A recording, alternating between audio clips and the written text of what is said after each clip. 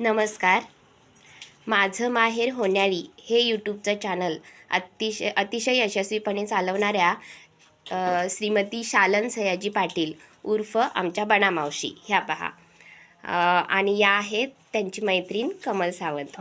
तर त्यांनी सकाळीच ही शेतातून त्यांच्या हळद म्हणजेच हळकुंड आम्ही त्याला म्हणतो ही काढून आणलेली आहेत.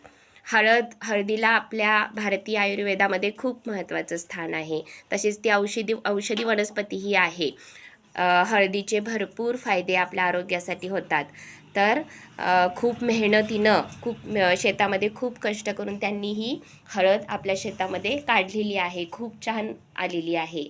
पहा आता हे हळकुंड त्याचं स्वच्छ करण्याचं काम या आमच्या बनामावशी करत आहेत आणि त्यांच्या मैत्रिणी त्यांना मदत करत आहेत. बनामावशी, हे हळकुंड तुम्ही शेतात कोणत्या महिन्यात घातलेलं? आम्ही जून महिन्यात हळकुंड लावतो. ती जून महिन्यामध्ये. हा म्हणजे पावसाळ्याच्या सुरुवातीला. मिरगाच्या टायमाला मिरग निघते 7-8ला, तेव्हा आम्ही 10-15 पर्यंत हळकुंड आम्ही लावतो. बोध तयार करतो शेतात आणि बोध तयार करून त्याच्यात ते हळकुंड लावायचे. हा, मग हे हळकुंड लावायची म्हणजे त्याचं बी असतं की रोप असतं, म्हणजे कशा पद्धतीने लावताय? बी असते ते बी. आता हळकुंड आहे की त्याचं हे आम्ही बी काढले बघा. असं बी काढायचं आणि ही हळकुंड आहे, ही हळद करायची. हा, ही स्वच्छ निवडलेली हळद आहे आणि हे बी असतं अशा पद्धतीचं. या 2 मोठ्या बियाच्या भरलेल्या आहेत. हा, म्हणजे आता हे तुम्ही आलेल्या हळदीतून हे बियांसाठी म्हणजे पुन्हा हे शेतामध्ये उगवत घालण्यासाठी ठेवलेलं आहे. त्या बियाला घातल्याचा तर म्हणजे एका गड्ड्याला अशा फण्या येतात. वा, सुंदर. किती छान हळदीचा गड्डा आहे बघा हा. किती हळद वाढलेली आहे ही. अशी मोठी हळद एका गड्ड्याला अर्धा किलोच्या हे ना. आता म्हणजे ओली वजन अर्धा किलो येईल. ओली एवढी आम्हाला हळद मिळते त्याच्यात. आणि त्याला मेहनत पण तशी आहे. त्याला दुसरं खत वापरत नाही, आम्ही सेंद्रिय खतच घालतो. सेंद्रिय. अरे वा, छान. म्हणजे संपूर्ण सेंद्रिय खतावर आलेली ही हळद आहे. तर त्याचा खूप छान पद्धतीनं असा घरी वापर केला जातो.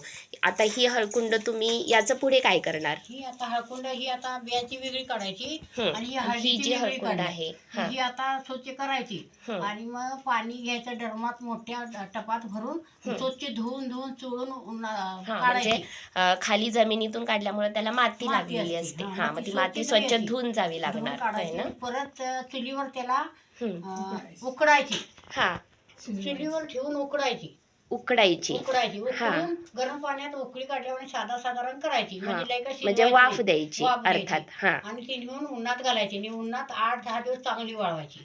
चांगली वाळवून मग ती गिरणीवर न्यायची. गिरणी म्हणजे आपली आपण पीठ दळतो तीच गिरण ना? काय त्याची वेगळी असते? नाही, तीच असते. ती वेगळी असते. ते आम्ही काय अजून बघा नाही, आता पहिलाच आम्ही हे लावलेला आहे. ही काय करायची, दळायची. दळल्यानंतर मग हळद तयार होती. मग कुणाला पाहिजे असेल तेवढी कुणाला एकच द्यायची, कुणाला पाहुण्याची तशी द्यायची.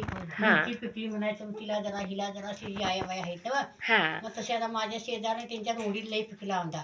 तिनं मापटवर हिनं मापटवर रोडीत दिले. मग तसं मला बी द्यायला पाहिजे ना थोडं लोकांनी जरा. हा, बरोबर. किती छान बघा. आपली ही हळद आरोग्यदृष्ट्याही खूप महत्त्व आहे. हळदीत कर्क्युमिन हे घटक असतं जे जंतुनाशक आणि दाहशामकही आहे. शिवाय जखमेवर सुद्धा आपण हळद लावतो, त्यामुळे जखम लवकर भरते. म्हणजे हे आजीच्या बटव्यामधलं औषध आहे हळद. त्याच्यानंतर सर्दी खोकला घसा दुखणे यावर आपण दुधातून हळद घेतो, होय की नाही? पचन सुधारते, रोगप्रतिकारशक्ती वाढवतं. तर अशी ही हळद आपल्यासाठी खूप अशी महत्त्वाची आहे. म्हणजे आपल्या स्वयंपाकघरातलं एक महत्त्वाचं औषध म्हणावं लागेल त्याला. आता हे दळून आणल्यानंतर मग ती पूड होणार, होय ना? आणि मग ती खाण्यासाठी तयार. मग ती 2-3 वर्ष टिकायसाठी काचेच्या बरणीत घालून ठेवायची. 4 लवंगा घालून ठेवायच्या, म्हणजे आपल्याला 2 वर्ष ती. अच्छा, म्हणजे हळद पूड तशी राहणारच, म्हणजे ती काही खराब होत नाही. पण तरीही आपल्यासाठी ती म्हणजे व्यवस्थित राहावी असं वाटत असेल तर काचेच्या बरणीत ठेवायची आणि त्याच्यामध्ये 2-4 लवंगा तुम्ही घालू शकताय. अर्थातच येणार, कारण मुळात ही सेंद्रिय हळद आहे आणि शिवाय आपल्या शेतातली आहे, म्हणजे कोणतंही रसायन याच्यासाठी वापरलेलं नाही. त्यामुळे त्याचा रंगही अतिशय उत्तम असणार, अगदी पिवळा दर्द असणार लग्नासाठी आणि तर शिवाय लई वासही मागणी हळदीला. खमंग असणार. आम्हाला ठेवा म्हणाल्यात. आमच्या हां भाच्यांचं ठरलं तर मग आम्हाला बी पाहिजे म्हणून सांगितले मी ते. हां हळदीच्या कार्यक्रमासाठी. हळदीच्या कार्यक्रमाला. अरे वा छान, म्हणजे मागणीही भरपूर आहे तर. भरपूर आहे, हो. वा आता छान, बघून सगळी मागायला. खूप छान असं पीक बघा. आमच्या या गावातल्या म्हणजे आमच्या बाणा मावशी आहेत आणि त्यांना मदत करण्यासाठी सुद्धा एका हाकेवर त्यांची मैत्रीण आलेली आहे. तर किती हसत खेळत आमच्या या गावातल्या बायका मेहनतही करतात, कष्टही करतात आणि आपलं आयुष्य अगदी आनंदात हसत खेळत घालवतात. आता मगाशीच मी पाहिलं तर यांनी ही हळद स्वच्छ करत करत कितीतरी गाणी म्हटली गावाकडची. म्हणजे बघा किती आनंदात ते आपलं आयुष्य घालवतात. पहा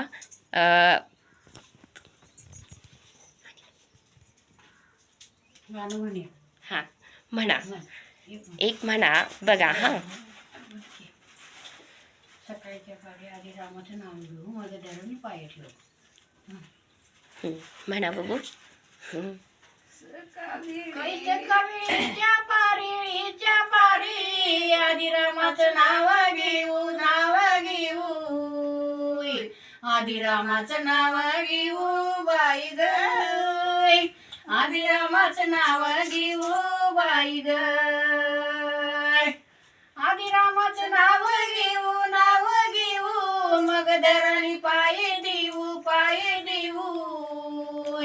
मग धरणी पाय देऊ बाई ग, मग धरणी पाय देऊ बाई ग. किती सुंदर. प्रभू श्रीरामांचं नाव घेऊन आपल्या या धरणीची सेवा करत ह्या आमच्या स्त्रिया, आमच्या भारतीय स्त्रिया काम करत आहेत. किती निखळ निरागस आनंद आहे पहा यांच्या आयुष्यात. तुम्हालाही आवडेल का असं आयुष्य जगायला? या तर मग आमच्या गावाकडे आणि शेतात काम करून आपलं आयुष्य आनंदी आणि समाधानी घालवा. ठीक आहे, धन्यवाद.